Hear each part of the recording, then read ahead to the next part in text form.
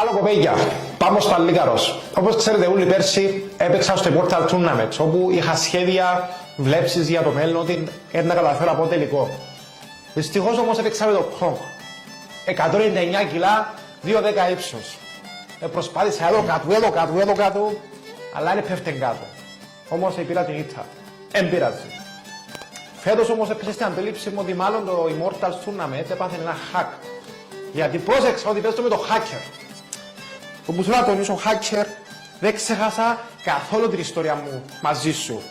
Θυμούμαι ότι όταν παίξαμε μαζί, απόσπασες την προσοχή σου με ένα από τους βοηθούς σου και καλά, τους μεγάλους σου τους άντρες, και μου πήρες την νίκη. Όμως δεν έμεινε έτσι αυτό το πράγμα, γιατί πέρσι βγήκε ο Andy και με βοήθησε και πήρα πίσω την νίκη. Φέτος όμως hacker έχουμε πολλά προετοιμασμένος. Δεν καταλάβεις τι σε περιμένει. Στη γωνιά μου θα έχω τον ειδικό μου σύμβουλο Ανδρέα Χριστοφή από την Κύπρο.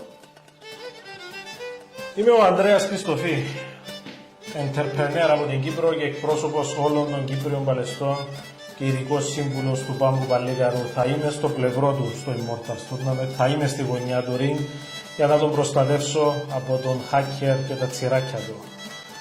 Έχουμε τα καλύτερα συστήματα ασφαλείας στην Κύπρο, έχουμε τα καλύτερα antivirus, έχουμε κλείσει τα αεροπορικά μας εισιτήρια, είμαστε πανέτοιμοι και ερχόμαστε στην Αθήνα για να νικήσουμε το hacker και να προκριθεί ο Πάμπος Παλίκαρος στην επόμενη φάση του Immortals.